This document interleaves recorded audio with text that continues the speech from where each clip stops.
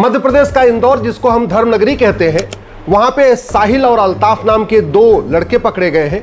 Police ने उनको गिरफ्तार किया तो साहिल और अल्ताफ ने बहुत चौंकाने वाला खुलासा किया।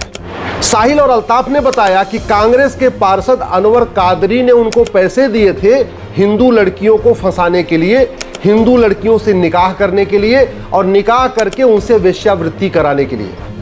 कांग्रेस के पार्षद अनवर कादरी इस समय फरार चल रहे हैं, पुलिस उनको ढूंढ रही है। लेकिन सवाल यह है कि भारत में लव जिहाद के लिए इस तरीके से अनवर कादरी जैसा व्यक्ति क्यों फंडिंग करता है? उसके मन में कानून का खौफ क्यों नहीं है? आखिर चीन का अनवर कादरी ऐसी फंडिंग क्यों नहीं करता? सिंगापुर का अनवर कादरी ऐसी लव जिहाद के लिए फंडिंग क्यों नहीं करता?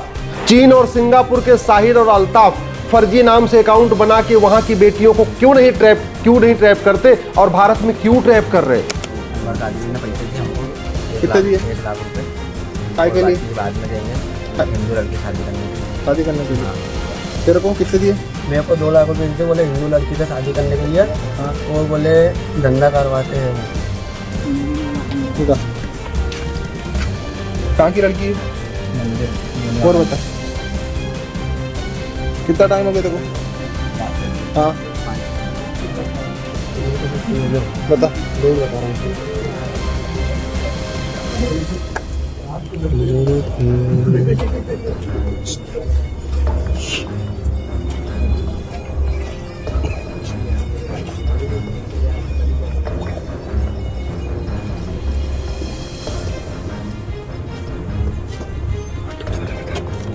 तेरे साथ वाला था फोटो?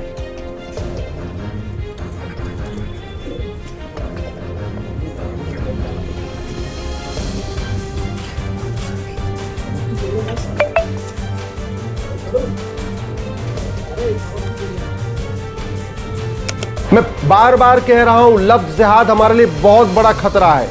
साल में 5 लाख बहन बेटियां गायब हो रही हैं और 5 लाख में से 3.5 लाख लव जिहाद का शिकार हो रही है।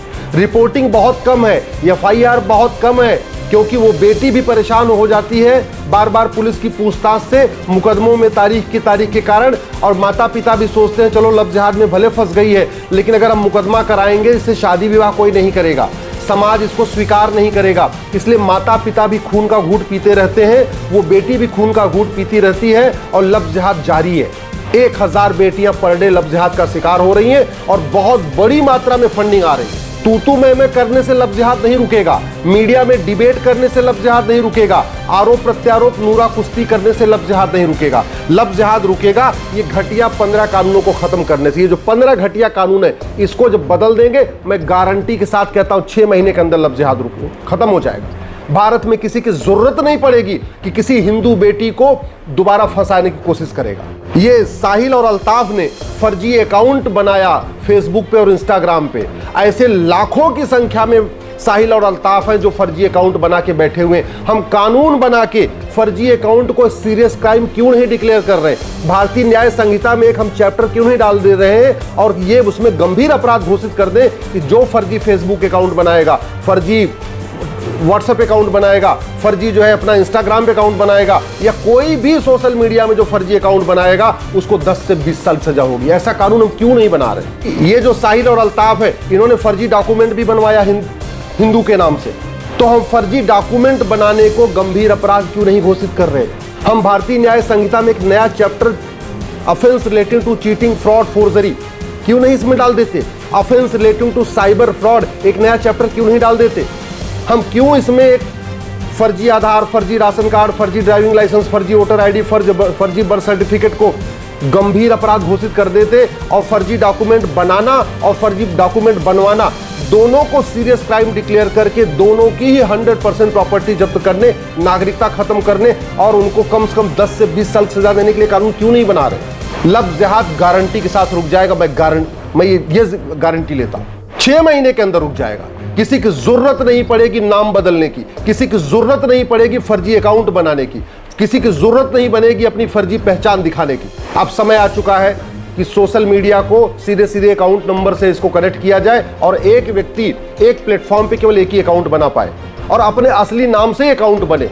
जिस नाम से उसका मोबाइल नंबर है उसी नाम से ही उसका फेसबुक अकाउंट होना चाहिए, उसी नाम से उसका इंस्टाग्राम अकाउंट होना चाहिए, उसी नाम से उसका ट्विटर अकाउंट होना चाहिए। और एक व्यक्ति को एक ऑपरेटर से एक ही कनेक्शन लेने की सुविधा होनी चाहिए। ऐसा नहीं कि कोई एयरटेल से 10 कनेक्शन ले ले और फिर बाद में जियो से भी 10 कनेक्शन ले ले एक व्यक्ति, ना, एक ऑपरेटर से एक व्यक्ति एक कनेक्शन। जिसको 3 कनेक्शन चाहिए, एक एयरटेल से ले ले, एक जियो से ले ले, एक कहीं और से ले ले।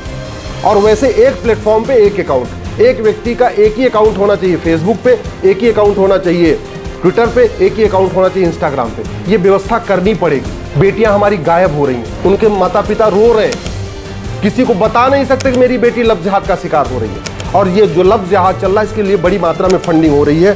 तो इसको अगर रोकना है, हमें हेट स्पीच को तुरंत डिफाइन करना चाहिए। इसमें एक चैप्टर डालना चाहिए, offence relating to hate speech. Hate speech को डिफाइन करना जरूरी है। अजान की समीक्षा करना जरूरी है कि जो अजान में बातें कही जा रही हैं, क्या वो ठीक है?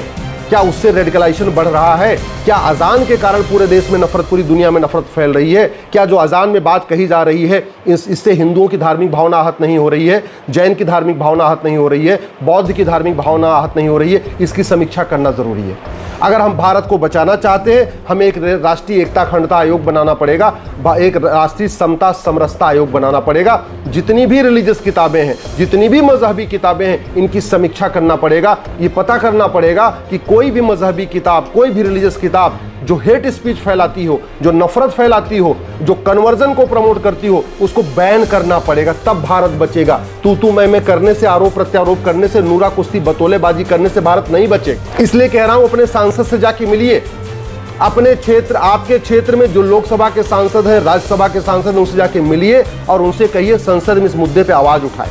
लव जिहाद में मात्र 1% केस रिपोर्ट होता है, 1% केस में FIR होता है। बेटियां आने के लिए तैयार नहीं होती। बेटियां चाहती हैं उनका जो वीडियो बना है वो तो डिलीट हो जाए, लेकिन FIR नहीं करना चाहती। क्यों? क्योंकि पुलिस बार बार पूछताछ करने के लिए बुलाएगी। पूरी जब तक चार्जशीट नहीं फाइल होगी, बार बार गवाही करना पड़ेगा। फिर कोर्ट में मुकदमा चलेगा 10 साल 20 साल, वहां बार बार जाना पड़ेगा गवाही देने।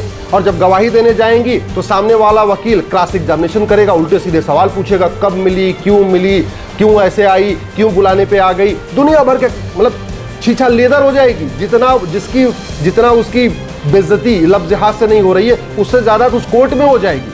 हम क्यों नहीं एक नार्को पॉलीग्राफ ब्रेन मैपिंग कानून बना देते कि लव जिहाद में फंसी बेटियों को कोर्ट नहीं आना पड़ेगा। सीधे जिसके ऊपर आरोप है उसका narco polygraph brain mapping test होगा और टेस्ट करके उसको सजा हो जाएगी।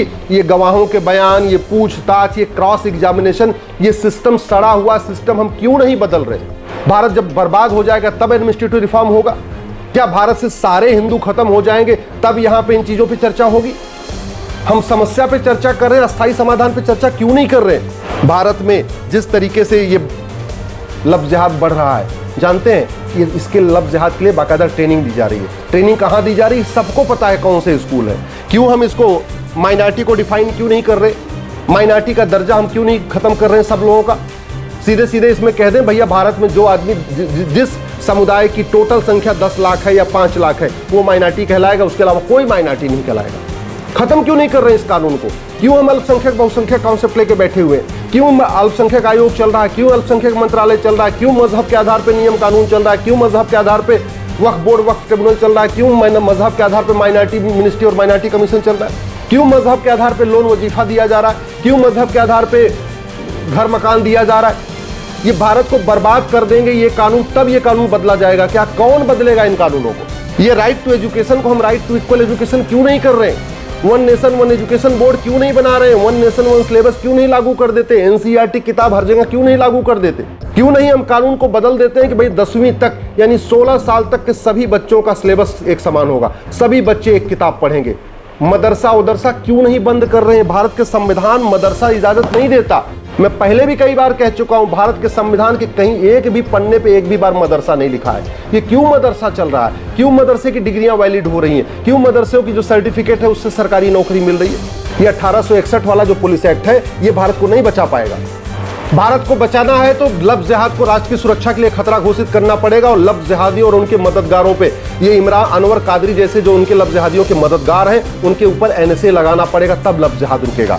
अगर भारत को बचाना है तो लव जिहाद को अनलॉफुल एक्टिविटी डिक्लेयर करना पड़ेगा और लव जिहादियों और उनके मददगारों पर UAPA लगाना पड़ेगा। भारत को बचाना है तो लव जिहादियों और उनके मददगारों पर ऑर्गेनाइज क्राइम की धारा लगाना पड़ेगा, मकोका लगाना पड़ेगा, गुजकोका लगाना पड़ेगा। अगर भारत को बचाना है तो लब जिहादी और उनके मददगारों की नागरिकता खत्म करना पड़ेगा। ये कानून वहां सड़ा हुआ है, इसलिए आज तक किसी की नागरिकता जा नहीं रही है।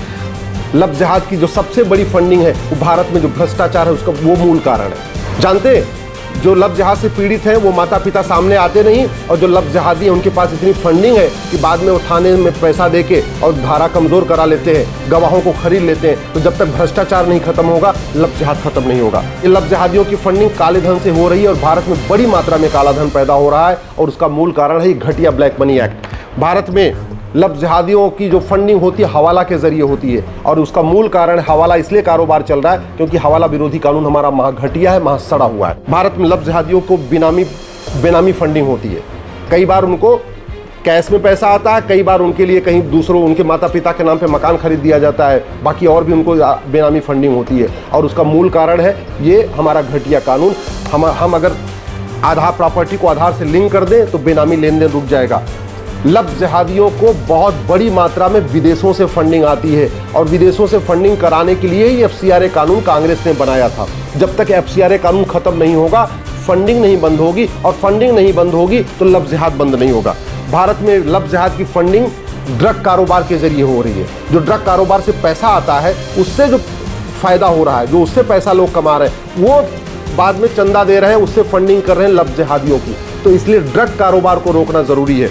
लब जिहादियों की फंडिंग जो वक्फ प्रॉपर्टी से पैसा कमा रहे हैं ना, वहां से भी फंडिंग आ रही है। लब जिहादियों की जो फंडिंग होती है वो कैश में होती है। तो जब तक हम कैश नहीं रोकेंगे तब तक लब जिहाद नहीं रुकेगा। जब तक 100 रुपए से बड़ी नोट बंद नहीं करेंगे, 5000 रुपए से महंगे सामान का कैश लेन देन बंद नहीं करेंगे, प्रॉपर्टी को आधार से लिंक नहीं करेंगे, और आय से अधिक संपत्ति 100% जब्त करने, नागरिकता खत्म करने, आजीवन कारावास फांसी देने के लिए कानून नहीं बनाएंगे, जब तक झूठी गवाही को गंभीर अपराध घोषित नहीं करेंगे, लब जिहादियों का narco polygraph brain mapping test करके उनको आजीवन कारावास फांसी देने के लिए कानून नहीं बनाएंगे, तब तक लब जिहाद नहीं रुकेगा। और लब जिहाद नहीं रुका तो याद रखना, जैसे अफगानिस्तान से खत्म हो गए, पाकिस्तान से खत्म हो गए, बांग्लादेश से खत्म हो गए, कश्मीर से खत्म हो गए, भारत के 9 राज्यों से खत्म हो गए, 200 जिलों से खत्म हो गए, 1500 तहसीलों से खत्म हो गए, ऐसे पूरे देश में खत्म हो जाएंगे। और जिन नेताओं के आप भरोसे बैठे हुए हैं ये 25 साल के बाद आपकी बेटियों को बचाने नहीं आएंगे। अपनी बेटियों की चिंता है, अपने परिवार की चिंता है,